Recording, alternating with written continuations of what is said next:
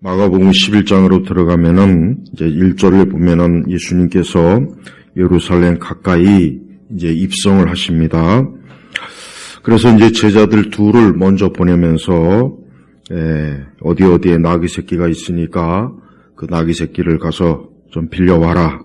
3절로 보니까 주께서 쓰시겠다 하십니다.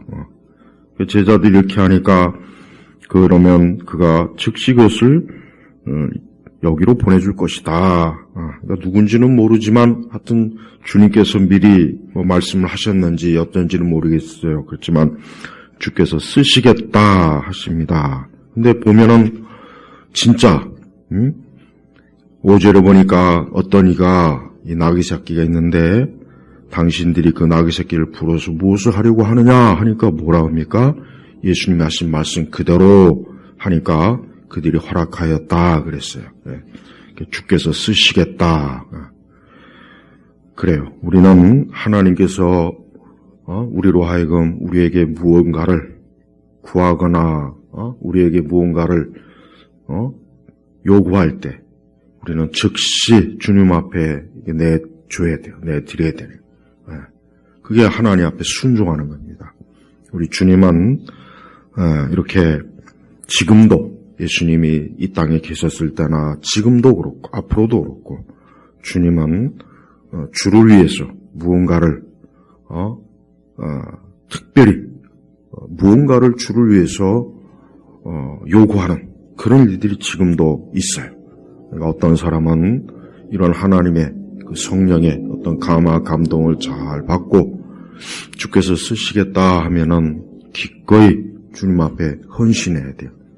근데 지금은 이런 게 부족해요. 지금 우리 시대는 여러분은 저는 모르겠지만 여기 있는 우리 30대나 40대는 모르겠어요. 저도 모르겠어요. 30년 뒤에 더 태어났으면 단 한 사람도 예수 믿는 사람 없어요. 우리가 기독교를 이 사회학적으로 바라볼 필요가 있어요. 근데 또 이런 얘기하면 또 이상한 또 무슨 또 믿음이 없는 얘기다 헛소리 하죠.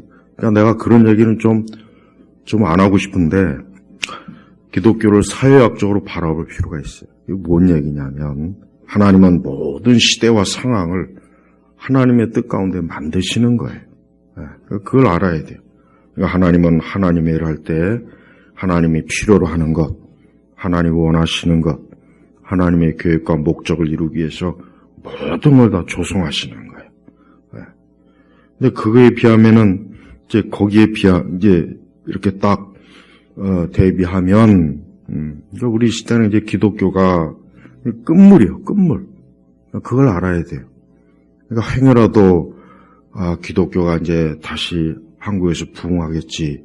그러니까 그런 생각은 좋은 생각이긴 하지만 그러나 그 생각은 아마 거의 이루어지지 않을 겁니다. 왜 그러냐면 이제 역사적으로 보면은 우리나라 같은 경우는 기독교가 이제 거의 이제 쇠퇴계. 앞으로 한 30년 더 가면은 거의 대부분의 교회는 없다고 보면 됩니다. 일단 인구도 감소해요. 인구도 감소해요. 기독교가 가장 왕성했을 때가 언제인지 아십니까? 우리나라 인구가 가장 높아질 때. 전후시대 베이비 붐이라 해가지고 무조건 이유가 없어요. 그냥 무조건 낳는 거예요. 그때 교회가 가장 부흥한 거예요. 그리고 이제 사람들도 무슨 인터넷이니 유튜버니 이따 있고 아무것도 없고 볼 것도 없고 재밌는 것도 없고 해외여행도 갈 수도 없고 그러니까 가장 좋은 것이어야 돼요. 모이는 것이요. 그러니까 교회가 재밌었거든요. 모이기 좋고 마치 사랑방 역할도 하고 그러니까 교회가 부흥한 거예요. 그러니까 하나님 이걸 배후에서 하나님이 다 그런 걸 역사하신 거예요. 그러니까 지금은 이제 그런 게 없어요. 토대가 없단 말이에요. 그러니까 어때요? 교회가 점점. 이게 교회도 제가 20년, 30년, 40년 전에 이렇게 언뜻 기억하는 교회하고 지금 교회하고는 너무 다릅니다. 너무 달라요. 그래서 저는 가끔 이런 생각을 해요. 나도 목회를 하고 너 이렇게 교회에 있지만 이게 진짜 교회가 맞을까 싶어요. 왜? 너무 옛날 교회하고 너무 달라요. 너무 달라요.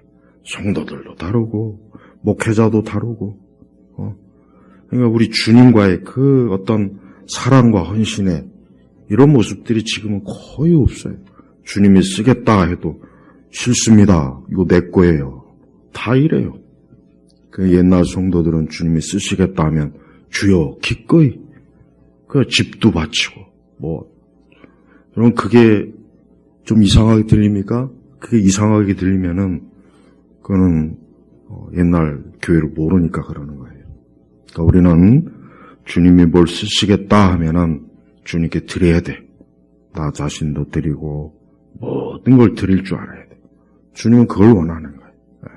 우리 주님은 당신이 탈 나귀를 누군가에게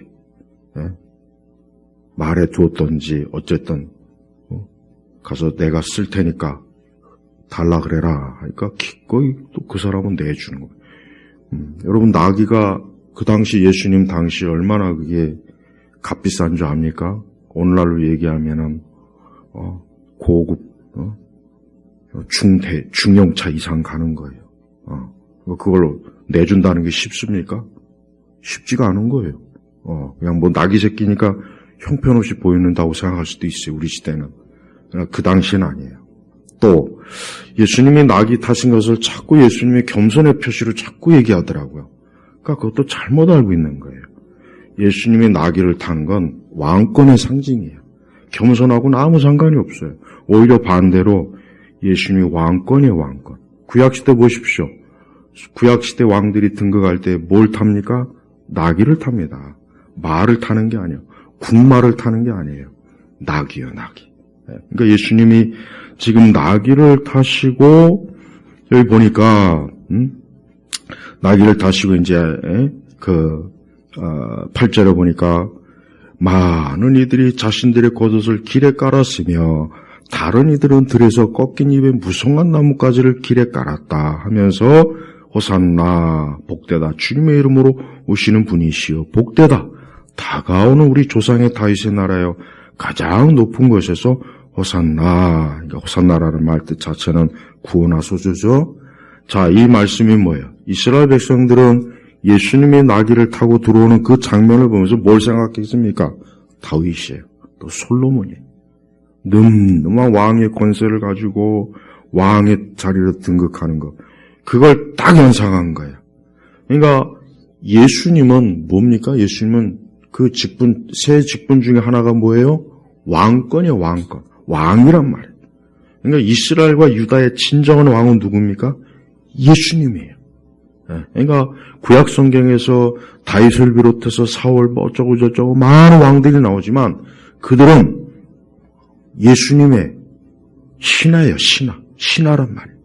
그러니까 진짜 왕은 누굽니까? 항상 예수님이에요. 유다나 이스라엘이나 항상 예수님이 왕이었단 말이에요. 그러니까 이스라엘 백성들은 왕 자신조차도 뭐 사울도 다윗도 솔로몬도 뭘 알았어야 되느냐? 우리의 진정한 왕은 하나님이시다 하는 걸 알고서 저들이 통치하고 이스라엘과 유다 백성들은 하나님을 공경해야 되는 거예요. 그런데 실제로 그랬습니까? 안 했잖아요. 안 하니까 어떻습니까? 유다와 이스라엘이 폭삭 망한 거예요.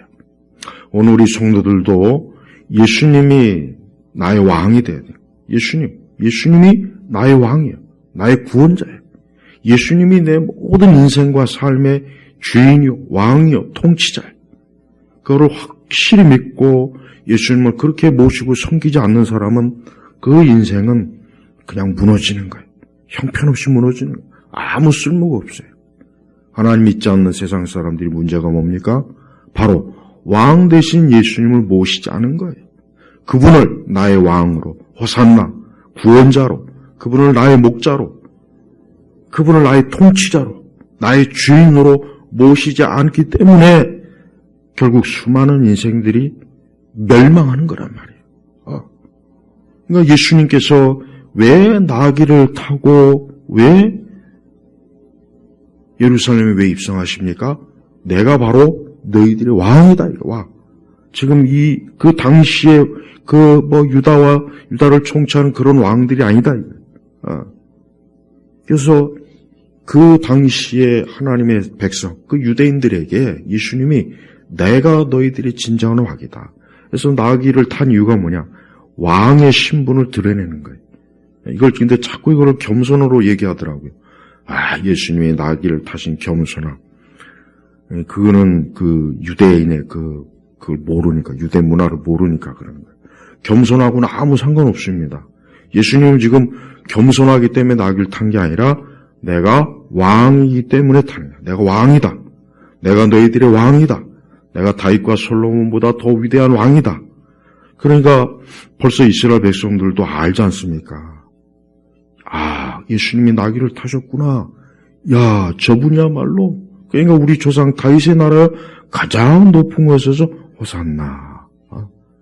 그러니까 당시 유대 민중들은 예수님을 보는 순간, 그 나귀 타는 모습을 본 순간 예수님이야말로 정말 왕이시구나. 저분이 그저 이름 없는 총구 속에서 온 그런 분이 아니라 저분이야말로 왕으로서 이 땅에 오신 분이구나 하고, 그 구절을 보니까 그냥 유대 백성들이 막 환영을 하고 굉장히 막 높이지 않습니까? 왕으로 대접을 하는 거예요. 왕. 이 예수님의 이러한 모습을 보면서 우리는 예수 그리스도께서 결국 이 땅에 다시 오실 때는 결국 뭐예요? 그분이야말로 왕으로서, 심판자로서, 구원자로서 이 땅에 오시는 거예요. 그러니까 우리 성도들은 항상 이 예수님을 모시는 사람들이에요. 늘 예수님을 왕의 권세를 지닌 신. 그래서 우리는 뭐 이 세상의 통치자, 뭐 이 세상의 권세자, 뭐 이 세대 그런 하루살이 같은 그런 권세자나 그런 사람들을 두려워하는 게 아니에요. 그런 사람을 대단하게 여기면 안 돼요. 왜? 그들도 결국은 하나님께서 그 권세를 주지 않았으면 그 권세를 취할 수가 없는 겁니다. 다 하나님이 주시는 거예요. 그래서 왕 중 왕이신 주님만이 모든 권세, 모든 권력의 주인이에요. 그래서 우리 성도들은 항상 그분을 섬기고 그분을 높여야 되는 겁니다. 그게 바로 그리스도인 모습이에요. 우리는 세상이 아무리 변하고 국가가 변하고 세상의 이 왕국과 국가와 이것들이 흥망선쇠를 좇아도 우리 그리스도인들에게 변화없는 거 한 가지 뭡니까? 예수님이야말로 우리의 영원한 통치자, 영원한 주인이요.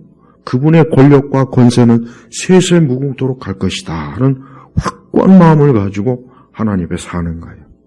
그래서 초대교회 때 보면은 그 엄청난 권세를 가지고 있는 로마 황제 앞에서도 그리스도인들이 조금도 그 앞에서 굴복하지 않고 기꺼이 그리스도를 위해서 이 생명을 바칠 수 있는 게 뭡니까?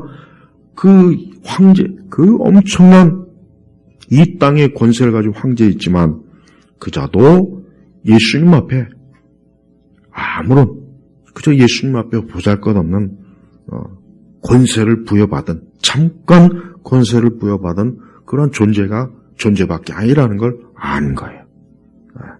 여러분, 우리는 지금도 똑같습니다.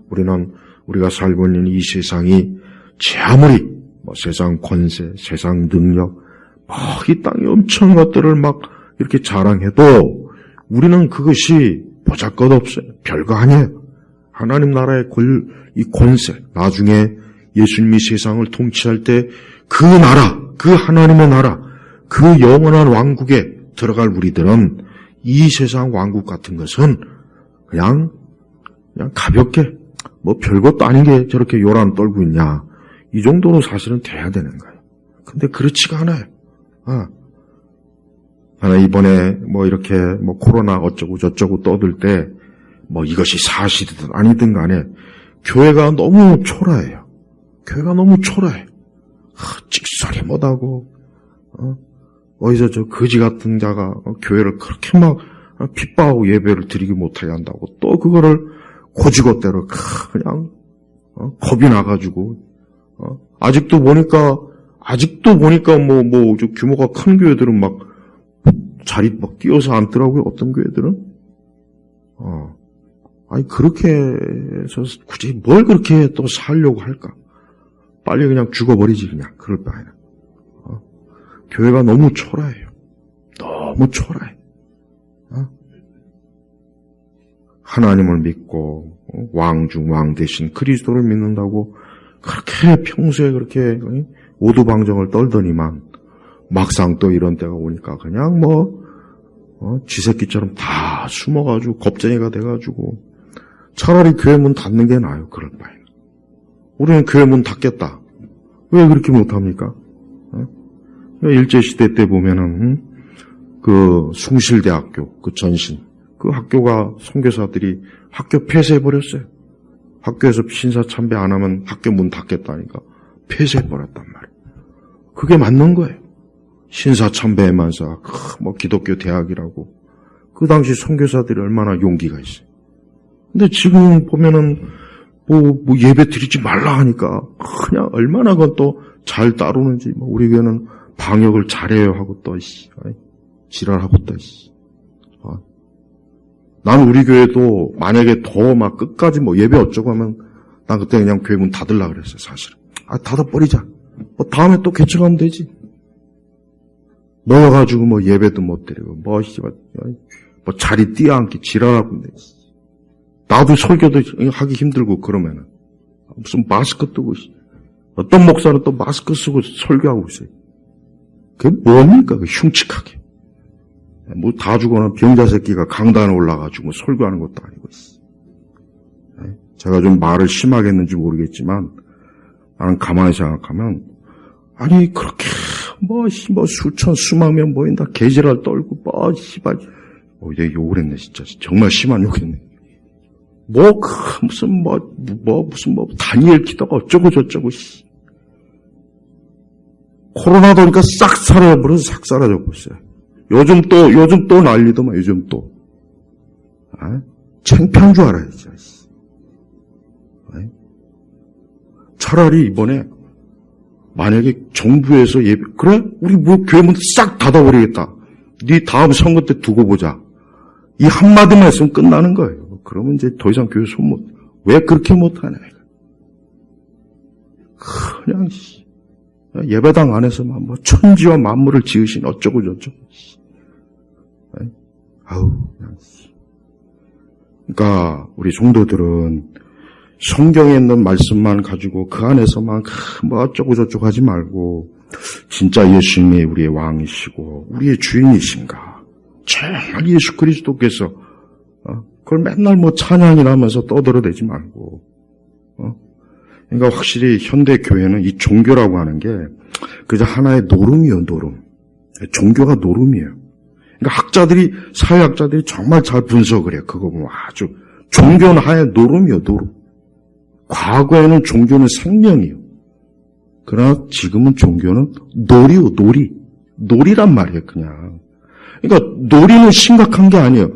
애들 놀다가 그거 가지고 생명 거는 일 있습니까? 없잖아요. 기독교 가지고 생명을 거는 일은 굉장히 드물어요. 이렇게 종교의 자유가 있고 자본주의가 풍부한 데서는 예수 믿는 것 가지고 목숨 거는 일은 없어요. 그러나 아직도 저 이슬람권이나 기독교가 교회 다니고 신앙 가지면 그런 데는 아직도 있어요. 그 사람들한테는 종교, 신앙은 놀이가 아니에요. 그들에게 생명이란 말이에요. 생명이에요. 근데 우리는 봐요. 별것도 아닌 것 같고 무슨 어쩌고 저쩌고 아직도 온라인 예배 드리더만 아직도 참 답답한 노릇이야. 이제 이 정권도 이제 거의 다 됐으니까 이제는 좀 마음 놓고 또 몰고 그래야지. 아직도 그러면 어떻게 아직도 그러나. 우리가 하나님 앞에서 맨날 호산나니 어쩌고 지랄이고 그렇게 찬송하고 맨날 교회에서 종교 쇼는 하지만 막상 일 벌어지면 어때요? 아무것도 못하잖아. 아무것도 못하고 무기력하고. 하여튼 이런 거 보면은 하여튼 이게 우리의 신앙과 믿음이라는 게 이게 대단한 것 같지 않다는 생각이 너무 많이 들어요. 그러니까 우리 성도 여러분, 우리가 예수님이 진짜 우리 왕이면은 그걸 진짜 예수님 왕이라고 생각하면 그분을 진짜 왕으로 모셔야 돼요. 그렇지 않으면은 그거는 우리가 잘못된 거예요. 왕을 왕 대접하지 않는 우리가 잘못된 거예요. 지금도 온 세상의 왕 되신 주님. 정말 그러면 그렇게 믿어야죠. 그렇죠? 근데 그렇게 믿지 않잖아요, 사실. 그저 멋있는, 그저 신앙 쇼는 아주 쇼는 잘해요, 쇼는. 그러니까 우리 이 복음지 교회 안에 이런 온갖 이 쓰레기 잡다한 신앙 쇼는 좀 없어져 버려야 돼, 이제. 제발 좀 그런 꼴보기 신짓 등 그만하고, 정말 내가 믿음과 신앙이 있는가? 우리 교회가 진짜 영적으로 힘이 있는가? 왜 그런 걸 좀 이번에 좀 심각하게 돌아봐야지. 너무 지금, 완전히 지금 그냥 이 교회가 영적으로 완전히 그냥 확 무너졌어요. 확 무너졌어요. 뭐해서 또 한다고 소용없어요. 다음에 또 뭐가 하면 또 그럴 거 아니야, 또. 다음에 또 뭐 하면 똑같이 그럴 거 아니야, 또.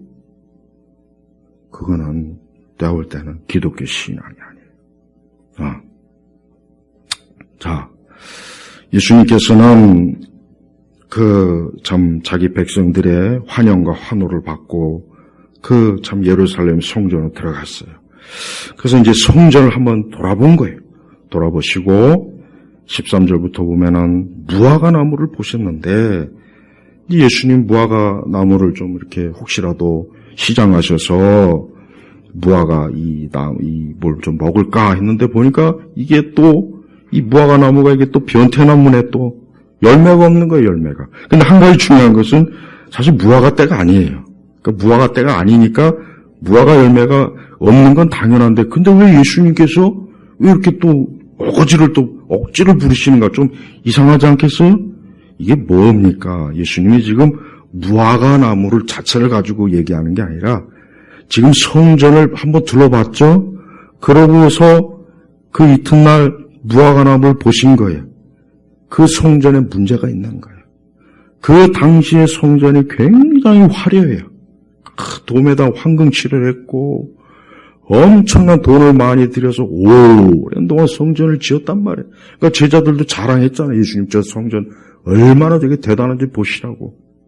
그러니까 예수님이 왜 지금 무화과 나무를 보시고 너 이제부터 아무도 이제 영원히 내게서 열매를 따먹지 못할 거다 그랬어요. 그러니까 그 다음날 이제 20절 이후 보니까 베드로가 보니까 이 무화과 나무가 말라 비틀어 죽었네. 이거 뭘 얘기하는 겁니까? 그 당시 유대교가 이와 똑같다는 거예요. 멋은 부리고 그냥 성전에다 황금칠을 해서 그냥 멀리서 볼 때 그냥 빛이 번쩍번쩍하고 그 안에는 화려하게 장식하고 수많은 사람들이 제물을 갖다 쳐 바치고 그랬는데 예수님 한번 딱 둘러보고 나니까 입만 무성한 거예요. 입만. 열매가 없는 거예요. 열매가. 바로 그걸 말씀하시는 거예요. 근데 저는 지금도 똑같다고 생각해요. 지금도 얼마나 곳곳에 그냥 예루살렘 성전 못지않은 멋있는 예배당이 번쩍번쩍한 게 얼마나 많고 모여서 막 수만 명이 모여가지고 종교쇼 한다. 제가 아까 하지만 얘기했죠. 그렇게 모이면 뭐합니까? 이 세상 권력자가 버럭 한번 하니까 찍소리도 못하고 숨어가지고 기독교 종교 탄압한 거에 대해서 얘기한 목사들이 있으면 나와보라고 그래요. 누가 얘기했어? 누가 얘기했냐고. 그래요. 저 같은 무명의 목사는 그런 얘기 해봐 아마 소용도 없고 그동안 한국에서 이름난 목사놈들 이 새끼들 뭐 했어요? 막 강남에 어쩌고 저쩌고 수천 뭐 했냐고 그동안. 찍소리 한마디 안 해가지고 교회가 그렇게 모욕을 당하고 예배를 폐하고 하여튼 이것들이 입도 뻥끗하네. 왜 안 했겠어요? 겁이 아닌 거예요. 겁쟁이에요. 겁쟁이. 입만 무성한 거, 입만. 교회라고 하는 것은, 기독교라고 하는 것은, 여기가 무슨 우리에게는 신앙의 자유가 있고, 마땅히 우리에게는 권리가 있어요. 그런데 왜 예배를 못 드리게 하고, 그 거지 같은 엉터리 방역을 가지고 해가지고, 왜 기독교를 얼마나 집요하게 핍박했습니까? 근데 누구 한 사람 얘기 안 했어요. 어떤 신학자 놈이건 목사 놈이건 평생은 그렇게 얼굴 내밀고 잘난 척하기 좋아하는 인간들이 왜 정말 중요할 때는 아무 소리도 못하고 가만히 있냐. 무화과 나무 잎이 무화과 나무. 그러니까 예수님이 정작 무화과 나무면 무화과가 있어야 되는 거예요. 무화과가 없는데 왜 무화과 나무라고 이름을 사칭을 해요. 사과나무 사과가 있어야 되고. 그러니까 예수님이 보니까 무화과 나무가 없다 해가지고 막 예수님이 저주를 내렸어요. 저주. 이제부터 영원토록 아무도 내게서 열매를 따먹지 못할 것이다. 다음날 보니까 랍비님께서 저주하신 무화과 나무가 말랐습니다. 그렇습니다. 이렇게 입만 무성한 신앙은 저주받는 거예요. 입만 무성한 거. 종교, 어떤 기독교적인 종교 쇼는 잘해요. 그건 하도 많이 연습해가지고 표시만 하면 금세 사람들은 성가대 가운복 쫙 차려입고 수십 명 수백 명씩 그냥 찬양을 불러대고 모여서 기도회를 한다 한다 아주 착착. 그러나 무화과 나무가 없는 거예요. 무화과가 없는 거예요. 무화과. 정작 예수님이 보실 때 있어야 될 게 없는 거예요. 뭐가 없었습니까? 15절 넘어가면 이제 그때서야 이제 예수님께서 이 성전에서 봤던 것 중에 15절 보니까 거기 뭐라고 했습니까? 예수께서 성전에 들어가셔서 성전에서 팔고 사는 자들을 내쫓기 시작하고 환정사람들과 산과 비둘기를 파는 자들의 의자를 둘러엎으시며 아무에게도 성전을 가로질러 물건을 하지 못 것을 허락하지 않으셨다. 그러니까 그 당시 이스라엘 성전이 개판인 거예요. 개판인 거예요. 쉽게 얘기하면. 여러분 구약의 이스라엘 성전을 보십시오. 얼마나 신성하고 이 성전의 목적이 뭡니까? 희생 제사를 드리는 곳이에요. 가장 거룩한 곳이란 말이에요. 우리의 죄를, 인간의 죄를, 유대인들의 그 죄를 씻는, 속죄하는 그 대속의 장소예요. 근데 그곳에 뭐예요? 성전을 팔고, 성전에서 팔고 살고, 아마 이 성전에 CU 편의점도 있었고, LG, 다 있었을 것 같아요. 핫도그 집도 있고, 짱깨집도 있고, 거기에 또 돈 바꿔주는 환정. 왜 돈을 바꿔주느냐? 유대인의 통화는 별 효력이 없으니까, 로마, 교환해주는 거예요. 마치 우리가 해외 나갈 때 우리 원하는 쓰레기 같은 돈이니까, 엔화나 달러로 바꿔야 되잖아요. 우리나라 원하고 나가봐야 알지도 못해요. 왜 부적을 존나 하고. 그러니까 그 성전에서도, 바꾸는 거예요, 바꾸는 거. 멀리 이방 민족들이 오면은 유대, 이방 동전은 안 돼. 그건 우상숭배라고 해서. 특히 로마, 황제가 새겨진 동상은 우상숭배라고 해서 안 받거든. 그러니까 다 바꿔야 돼, 환정. 그러니까 또 환정상들이 바꾸면서 뭐 하겠습니까? 수수료 떼어 먹는 거예요, 또. 그 수수료 떼어 먹는다고, 또. 거기다 또 많은 재물들을 멀리서 가져오기 힘드니까 현장에서 또 그냥 좋은 닭새끼, 짐승 새끼들도 바꿔봐, 또 그 자리에서 또 사고 팔고. 그러니까 이게 성전이 그냥 하루아침에 그냥 뭐가 됐냐? 이마트가 돼버린 거예요. 하루아침에 스타필드가 돼버리고.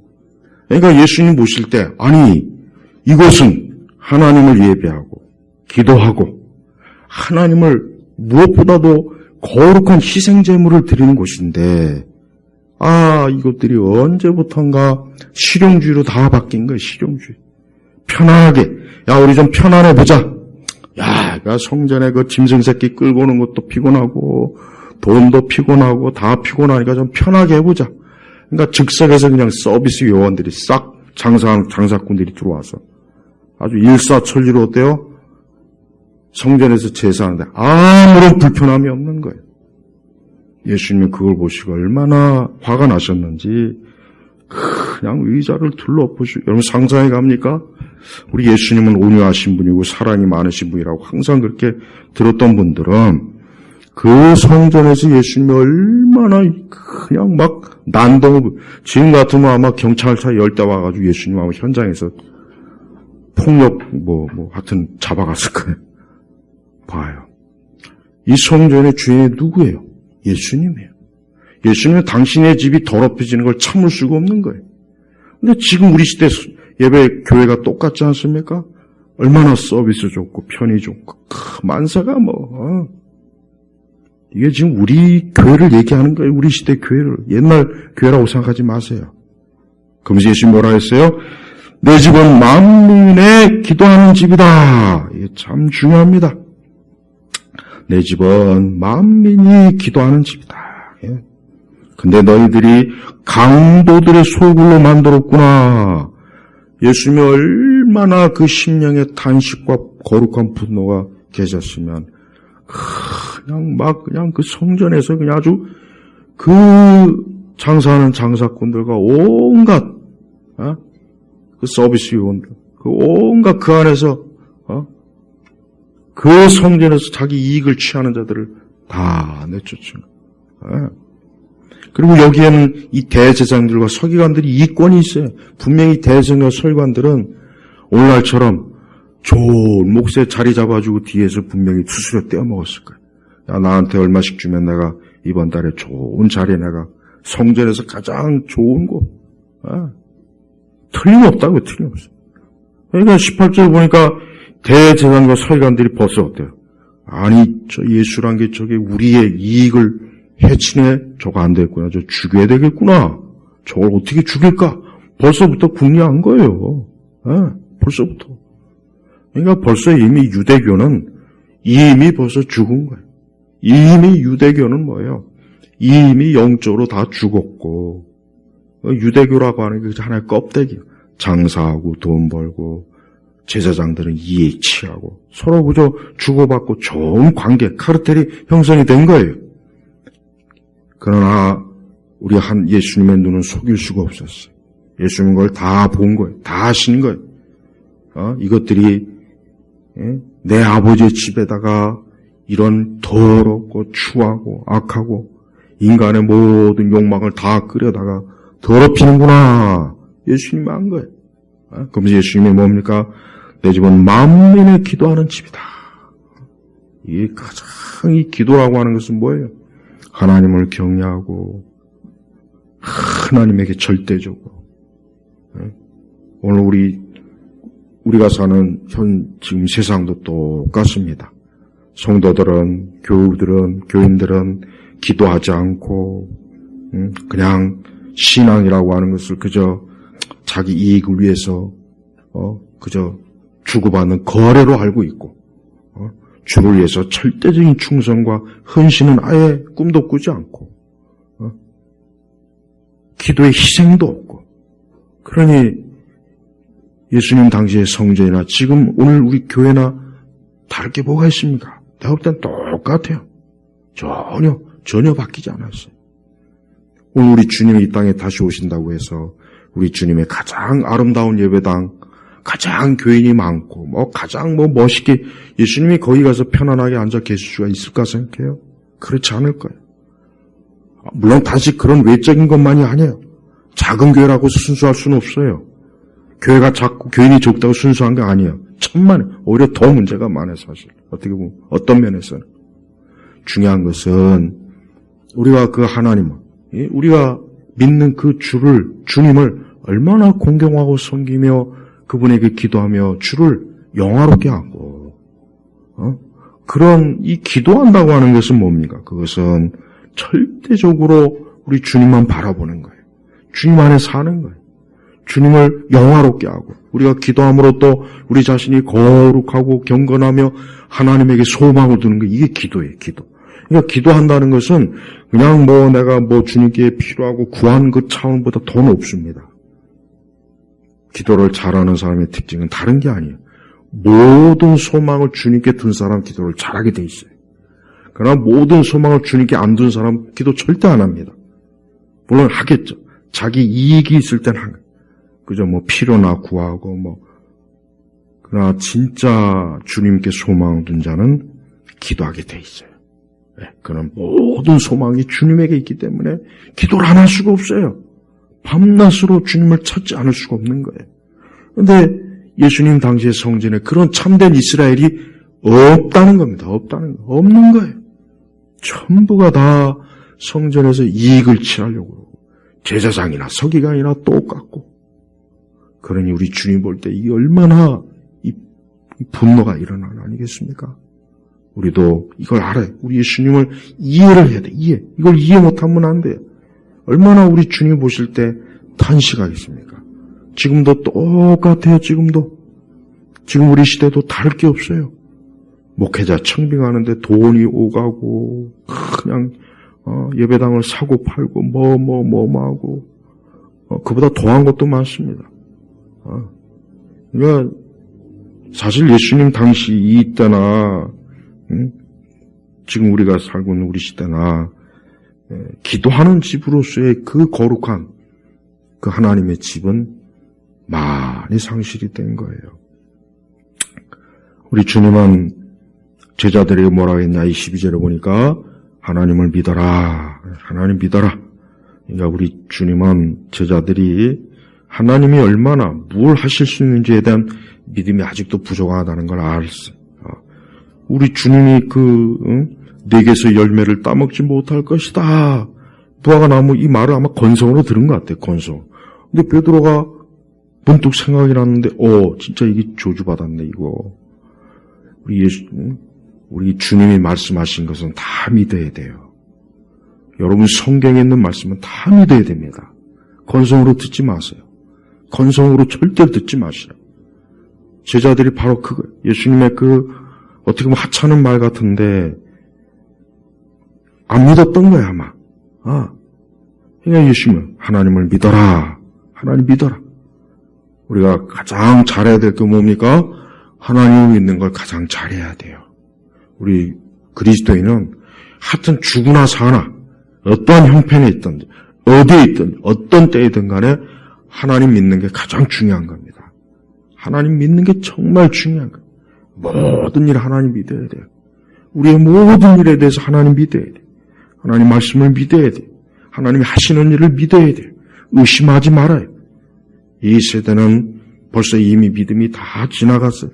이미 하나님 믿는 일이 거의 없어요. 하나님을 믿는 사람이 드물어요. 그러니까 하나님을 믿어야 돼요. 그러니까 하나님 믿어라 하는 이 말씀을 믿어야 된다는 겁니다. 그러면서 예수님이 놀라운 말씀을 23절에 했어요. 누구든지 이 산더러 번쩍 들려서 바다에 던져지라고 말하고 그의 마음에 의심치 않으며 그 말한 것이 이루어질 줄 믿는다면 그것이 그에게 이루어질 것이다. 그러면서 24절에 놀라운 말씀입니다. 그러므로 내가 너에게 말한다.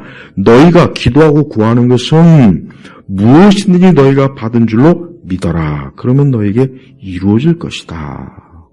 자, 우리가 하나님을 어느 정도로 믿어야 될까요?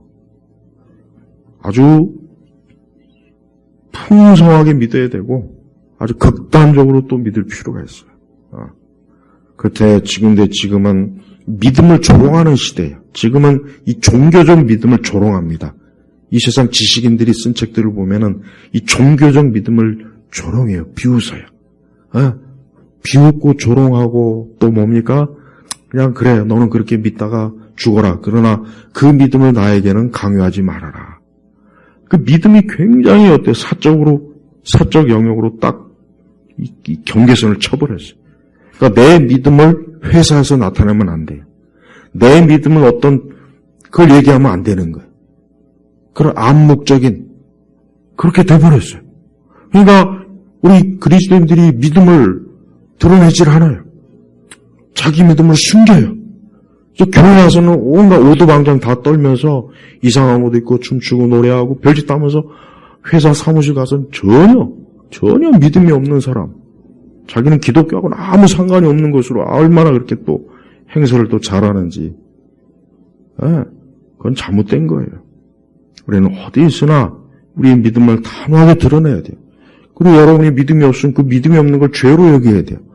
내가 믿음이 부족하구나, 믿음이 없구나. 근데 또 요즘이 아니라, 하여튼, 또 이 믿음에 대한 쓴 책들을 보면은, 참 내가 아주 답답해요. 이 믿음에 대한 쓴 그 복음주의 저자들의 책들을 읽어보면은, 이게 또 헛소리를 많이 써놨네. 자기의 믿음 없는 걸 또 당연하게 여기라는 식으로 또 써놨어요. 하여튼, 문제. 그거 잘못된 거예요. 믿음이 없으면 부끄러운 줄 알고 하나 앞에 회개해야 돼요. 내 믿음이 적은 걸 적다고 알아야지. 그걸 당연하다는 식으로 또 글을 또 책을 써놨어요. 그러니까 미국 복음주의자들이 다 그딴 식으로 써놓으니까 또 그걸 그대로 또 그대로 베끼더만 또 우리 한국 설교자들도 또. 그걸 또 아주 경건한 또 설교인 양 또. 천만에 안 그랬습니다. 믿음이 없는 걸 부끄럽게 여겨야 돼요. 창피하게 여겨야 돼요. 이걸 죄로 여기고 심각하게 여겨야 돼요. 절대 믿음 없는 걸 다독거리면 안 돼요.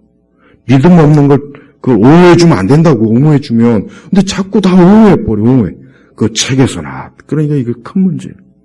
성경 어디에 예수님이 믿음 없는 걸 옹호한 적이 어디 있습니까?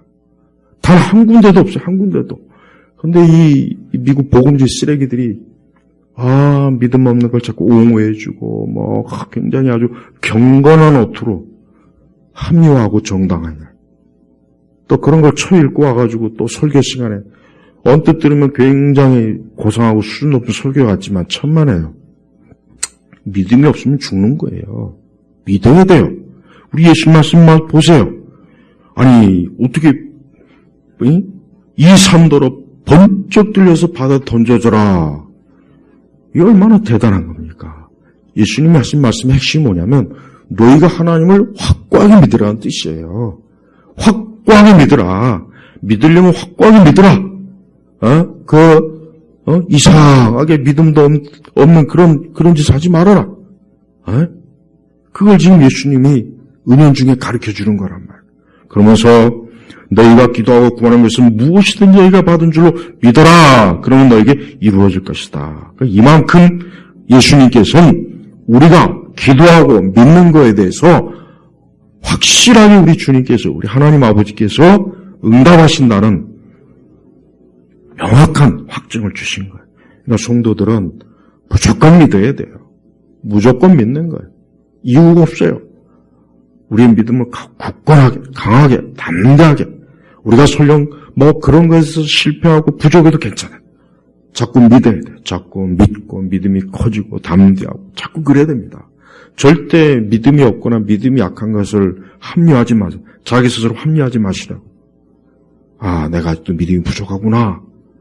내가 이렇게 믿음이 이 정도밖에 안 되는구나. 그거를 회개하고 더 믿음이 클 생각을 해야지. 믿음을 작은 걸 합리화시키면 어떻게 합니까? 그럼 점점 축소되는 거라고요. 점점. 그러니까 믿음을 자꾸 축소하는 거 합리화하는 그런 책이나 그런 설교 듣지 마세요. 그거 자꾸 하면은 그나마 있는 믿음도 없어져요. 그나마 있는 믿음도. 믿음은 강해야 돼요. 담대해야 돼요. 커야 돼요. 그게 성경에서 말하는 믿음이에요. 아무리 세상 사람들이 우리의 믿음에서 조롱하고 비웃고 뭐라고 해도 조금 더 물러가지 말고 담대하게 난 하나님의 살아계심을 믿고 내 기도의 응답을 믿고 나는 천국과 지옥이 있고 영원한 심판이 있고 하나님이 지금도 역사하시고 말씀 모든 걸 다 믿는 겁니다. 믿는 거예요. 그걸 누군가 비웃는다고 해서 그 신경 쓰지도 마요. 어차피 안 믿는 놈들은 넌 그렇게 믿지 않고 살다가 너는 그냥 멸망해버려라. 그냥 내놔야 돼. 할 수 없어요. 우리 세대는 이렇게 믿음을 아주 조롱하고 비웃고 믿음을 그냥 하찮게 여기고 우습게 여기고 무식하게 여기고 그러니까 교회들도 하나님을 열심으로 적극적으로 확고하게 믿는 거에 대해서 자꾸 주저주저하고 그런 믿음 대신 어떤 신앙적 교양으로 대체하려고 그래요. 교양. 믿음이 없는 건 부끄러운 거예요. 믿음이 없는 걸 다른 거로 대체하면 안 돼요. 내가 믿음이 부족하다, 약하다 하면 그건 하나님 앞에 기도해야 될 문제지. 그걸 신앙의 교양으로 치장해가지고 고상한 척하고 아까 내가 그랬잖아요. 그렇게 평소에는 우리 한국교회가 엄청나게 대단하다는 둥 막 그렇게 했던 인간들이 코로나 시대 보니까 완전히 그냥 쥐새끼처럼 그냥 고양이 만난 쥐새끼처럼 싹 숨었어요. 보이지도 않아요. 그동안 그 가짜 믿음들에 전부 다 속은 거예요. 전부 다 속은 거라고. 절대 우리 시대의 그 복음주의 저자들의 책 읽지 마세요. 제가 왜 그러냐. 그 사람들은 전부 잘못 써놨어요. 전부 잘못 써놨다고. 그러니까 자꾸 그런 거 보고 그런 거 읽고 그런 거 설교하고 그런 거 가르치면은 교회가 망조가 되는 거예요. 네? 그런 쓰잘데없는 책 있느니 성경 열심히 읽어. 성경을 열심히 읽으라고요. 그럼 믿음이 생겨요. 네? 자꾸 믿음을 축소하지 마세요. 25절에 보면은 너희가 서서 기도할 때 너희가 어떤 일에 대해 적대가 한 게 있다면 용서하여라. 그래야 하늘에 계신 너희 아버지께서도 너희의 잘못을 용서해 주실 것이다. 네. 우리 주님께서 기도의 요소 중에 하나가 뭡니까? 용서. 기도의 응답을 빨리 받으려면 용서를 잘해야 된다는 얘기예요. 용서하라. 용서하고 사랑으로 돕고 이해하고 그러면 너의 기도가 빨리 응답될 것이다. 그런 뜻이에요. 우리는 이 기도라고 하는 게 얼마나 많은 것들이 담겨져 있어요. 그저 단지 하나님 앞에 열심히 기도하면 되겠지 그것만 생각하지 말고 기도도 많이 하고 열심도 냈고 믿음도 있어야 되겠고 또 뭡니까? 용서해라. 그러니까 마음에 기도할 때 마음에 증오와 분노심 갖지 말고 미움 갖지 말고 용서하는 마음을 가지고 마치 예수님께서 우리의 죄를 용서하신 것처럼 용서하는 마음을 가지고 또 기도하라. 그런 말씀을 한 거예요. 그러니까 결국은 예수님 보실 때 그 당시 유대인들과 이 제자들과 서기관들이 어떤 상태였냐면 그들에게 하나님의 사랑도 없고 거룩함도 없고 하나님에 대한 존중심도 없는 거예요. 왜? 성전을 개판으로 만들어놨으니까. 그러니까 이게 뭡니까? 다 없는 거예요. 그러니까 상태가 너무 심각한 거예요. 하나님의 사랑도 없고 하나님을 두려워하는 것도 없고 기도도 없고 그저 있는 거라고는 그저 인간의 온갖 탐욕과 정욕과 잔치와 먹거리 잔치, 돈 잔치 이런 것만 잔뜩 있으니까 예수님이 그러니까 막 성전을 막 성전을 막 깨끗하게 막 한 거예요. 그러니까 우리 성도들도 우리 마음의 성전 안에 하나님에 대한 존중심, 또 하나님의 사랑, 또 뭡니까? 하나님에 대한 영광스러운 거룩함, 이런 것들이 우리 안에 있어야 돼요. 우리의 성전 안에 이런 게 있어야 되는 거예요. 그러니까 이러려면은 얼마나 우리가 참 자기 부인을 해야 되고, 참 우리 시대에 어떤 신앙으로 인한 핍박과 고난도 피하면 안 되고, 또 우리가 참 그리스도인으로서 우리 세대, 우리 믿음을 조롱하고 비웃고 또 파괴하고 그런 세력들 앞에서 또 지혜로워야 되고 또 비둘기같이 순결해야 되고 얼마나 이게 어렵습니까? 이런 많은 것들이 필요한 거예요. 근데 이런 것들이 없이 그저 가볍게 유희, 노름, 레크레이션 하듯이 신앙생활하면은 그래요. 그건 편해요. 세상 편한 게 그거밖에 없을 겁니다. 그렇게 하지 마세요. 그러나 그렇게 하면은 좋은 꼴을 못 봅니다. 우리 성도 여러분, 우리 예수님의 마음을 좀 헤아리세요. 예수님께서 오늘 왜 이렇게 하셨나? 왜 이런 말씀 우리에게 하셨나? 그래서 우리가 항상 기도할 때 우리 안에 하나님을 존중하고 하나님을 사랑하고 또 하나님을 영광스럽게 왕으로 모시고 이러한 것들이 충만해서 참 주님 모시기 온전한 성도로 살아가시길 주의 이름으로 축복합니다. 기도하겠습니다. 아버지 하나님, 우리는 죄인입니다. 우리를 긍휼히 여겨주시고 우리가 혹 하나님의 성전인 우리를 더럽히거나 어지럽히거나 또 하나님을 존중하지 않거나 우리 마음에 또 사랑이 없거나 이 모든 것들이 부족하다면 이 시간 우리 주 예수님의 피로 다 씻어주시고 성령께서 우리에게 크게 역사하셔서 성령의 충만한 사람으로 우리를 세우소서. 간절히 기도하며 예수님의 이름으로 기도 올렸습니다. 아멘.